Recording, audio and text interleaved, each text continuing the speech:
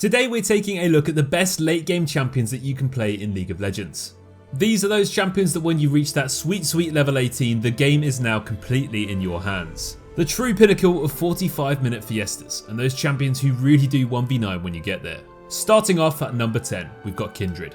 The one and only AD carry jungler who scales insanely hard with the bonus attack range from her passive. Kindred is just as strong as those other AD carries when you get there, and that AoE life-saving ultimate is an absolute godsend in those huge endgame teamfights. Kindred is an absolute monster in the late game, but she's also pretty good in the early game too. Her playstyle is all about jungle macro, hence why this champion is just so good the higher rank you get. The more you understand jungling, counter jungling, map movements and reactionary playstyles, you can get so far ahead in farm and your passive scaling and in experience. The better that you can play the early to mid game, the earlier you're going to spike and you're going to scale so much quicker and just become so strong. Kindred is actually a pretty unique jungler, and if you don't really understand what to do on her and the passive minigame to keep on top of, she can actually be a little bit rubbish, especially if you just do the generic clear some camps and try and gank. If you do know how to abuse her though, she is a fantastic pick. And then the late game comes along and you're just unstoppable. The extra range means you can take down your enemies from what feels like miles away, and you can sit safely in your ultimate and attack people that are outside of it. The ultimate is also incredibly good in the late game for objective control too, which is yet another great bonus to this champion's impact. Moving on to number 9, and we've got Nasus. This guy is just one of the longest serving League of Legends top laners, and he's pretty much always done the same thing he does now for over a decade. Nasus is a scaling, farming powerhouse, and if he does get that game where he's able to stack up that Q easily, he becomes a brick wall capable of one-shotting carries, turrets, and then your Nexus. Nasus is not quite as good in teamfights as some of the rest of these choices. He's prone to kiting, and he's a little bit weaker when everyone has the items to deal with him, but that does not take anything away from his potential and just the sheer scaling on his Q. Nasus can easily influence games from a side lane though. If he gets really strong, he can split push, he can kill everyone that comes to try and take him down, he can kill your turrets, and he can just end the game on his own. If Nasus actually does get ahead though, he just walks into whole teams with his ultimate up, spamming Q like it's going out of fashion. If you've ever played against a big dog that knows what they're doing, it feels completely unwinnable. Number 8 is going to go to Ryze. This champion is one of the hardest champions in the game to balance. He can be borderline useless for the majority of players, but the highest ranking players in the professional scene just know truly how to abuse this champion's potential. Ryze's late game consists of some pretty ridiculous relentless damage. Face mash your keyboard and profit from it. Yes, despite being only really good at a high level, the basics of his kit are very simple, and you can just spam your abilities as often as you want. But what makes him difficult is how poor he can be throughout the early game, and how efficient you have to be whilst farming, and still not just coin flipping the entire game until you get to level 18. Ryze has consistent CC and damage that just melts enemy teams' faces in those late game teamfights. And his ultimate is so incredibly effective in organised games, hence why he's such a fantastic pick in pro play.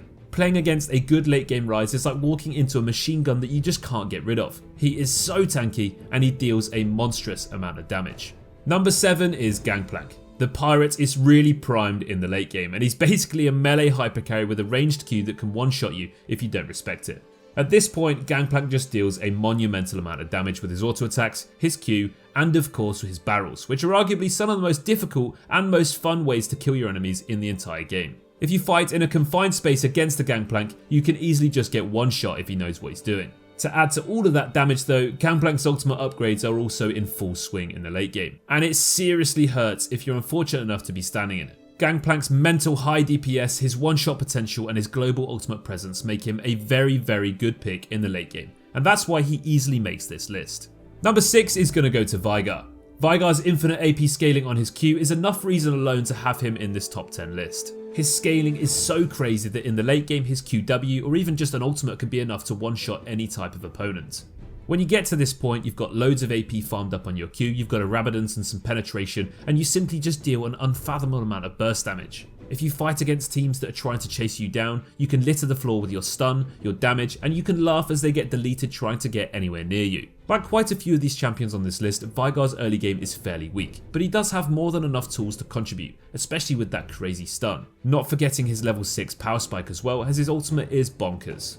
Veigar's ultimate in the late game is basically just a point and click let's remove this character from the game button, and when you combine that with the rest of his damage sources, his huge AoE stun, and everything else that goes with it, you've got an insane pick if the game gets to this stage. Veigar is a little bit vulnerable on his own though, and does need some support, especially against heavy dive comps, but if you position well and spam those abilities, you will win a hell of a lot of games. The number 5 spot just has to be Vane. One of the most iconic champions in League of Legends history. From her playmaking capability, her outplays, her kiting, her self-peel, and just the sheer amount of pentakills that this champion can get. Vane's scaling is simply incredible. Those famous 3 silver bolts make it easier for her to shred down any type of enemy target, no matter how much health they have. Vane also has a ton of self-peeling with her Condemn, her Q and her ultimate, and this just makes her so good at dealing with tanks, any close range threats, and basically anything that is thrown at her. Vane's itemization is all about complementing her strengths too. Blade of the Ruined King has always been one of her favourites as it just clicks so well with her kit. Late game Vane can be impossible to take down if you do not have the composition for it. If you don't have too much long range burst, any CC or any catch potential, she'll just dance around the Summoner's Rift, 3-shotting everyone on your team, and you will feel pretty helpless against her. Number 4 is actually going to be the first support on this list, and yep, you guessed it, it's Senna. Of course, there are plenty of other supports that scale really well too, like Sona is a great example, but Senna's scaling is just unimaginable. The range and damage she gets from collecting souls makes her capable of becoming the main carry in any game. It doesn't matter how much damage or mobility or engage you have, Senna can sit so far away from the fight and deal so much damage with those Qs and auto attacks.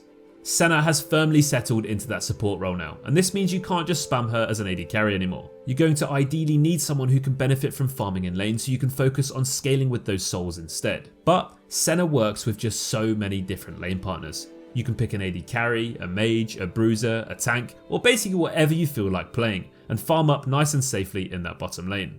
Senna obviously isn't quite as strong in the early game, but she's by no means weak at the moment. She offers plenty of poke, sustain, and she's actually quite a real nuisance to play against. Now don't get me wrong, Senna benefits from items just like anyone else, but it's those soul stacks that really make her scale like the demon she is, and give her the edge above all of her opponents. Senna really is capable of winning the most unwinnable games due to this, and out of nowhere she's 2-shotting you from 2 screens away. The number 3 position is going to Twitch. There is probably no other AD carry in the game that has the potential to deal this amount of AoE damage in teamfights. Jinx comes up at a close second, but Twitch just comes out on top. Twitch has a fairly unique playstyle, and he can really struggle in the early game if you don't quite know what you're doing. But not only does this champion snowball exceptionally well, but he absolutely pops off with those 6 items.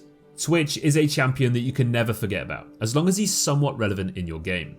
You can set up for a fight and it may look like it's going well, but then Twitch comes out of stealth, pops his ultimate, auto attacks your team a few times, and then expunges everyone back to the shopkeeper. We've all seen just what a good Twitch player can do. From cheesing leads and ambushing in the mid game to scaling up like a beast and one-shotting entire teams in the late game. There is simply no argument that this champion doesn't become insane in the late game, and although he's pretty easy to kill when you can see him, the stealth and the nature of his kit and his playstyle make him so hard to take out. If you pair late game Twitch with a Yuumi or a Lulu, he just becomes even stronger, and if he knows what he's doing, you're going to have a very difficult time here. On to the number 2 position, and you probably already know who these next 2 are. This one though is Kayle. Level 16 Kayle is genuinely one of the scariest things on the planet. If an enemy team lines up against her in a group, she has the ability to execute them all in a matter of seconds. Kayle's scaling is easily her most identifiable trait, and it really does define her as a champion. The whole map is on a ticking clock, and if Kayle keeps farming, it gets more and more stressful when you don't close out the game against her. It doesn't really matter how many kills you get around the map early game or how many objectives you take, because as long as Kayle is relevant, she has the opportunity to 1v5 when she hits level 16. Like quite a few champions in this list, Kayle does suffer from a pretty weak early game, and if players know how to punish her, she can become completely irrelevant. There is always the chance of her coming back into it, but if you ruin her game too much, she may never recover. Playing against Kayle can feel pretty horrible. Sometimes you do everything you can to win the game, but it's just not enough. If you have a lack of CC, Kayle can walk into your team and delete everyone and everything in front of her. Okay, and now we have the number 1 late game champion in League of Legends, and that's gonna have to be Kassadin. Kassadin, or Kassawin, has had this status for such a long time, and despite being a bit less popular so far this season, he's still more than capable of 1v9ing games in the late game. Kassadin is a bit similar to Kayle. He becomes insane at level 16 with that fully upgraded Rift Walk, and the damage this ability does is simply ridiculous. Kassadin's early game again is fairly hit and miss. You can easily get camped pre-6 and really struggle to do your thing, but if you make it through even or ahead, you're going to be minutes away from solo carrying the game with ease. Kassadin in the late game is just so hard to beat. He combines both high mobility and insane burst damage in the same ability in his ultimate, which is basically spammable. If you don't have a lot of reliable CC and burst, and I mean a lot, he will simply carry. There is no doubt about it. He can rift walk onto your backline, kill 3 targets with one combo, and rift walk back out to end the game. Kassadin is a lot of fun if you get to this point in the game, and right now people have actually kind of forgotten about him a little bit. If you're watching this video, you probably like scaling and late game champions, so if you're looking for one to play, Kassadin is without a doubt the best late game powerhouse in League of Legends and easily has the potential to carry any game if you get there. That concludes our top 10 list of the best late game champions in League of Legends. There are quite a few other champions that nearly made this list, and let us know in the comments who your favourite late game champion is. Don't forget to check out our website for all the builds and guides you need to get started on these champions. That's all from us here at Mobalytics, and we'll see you in the next video. Take care.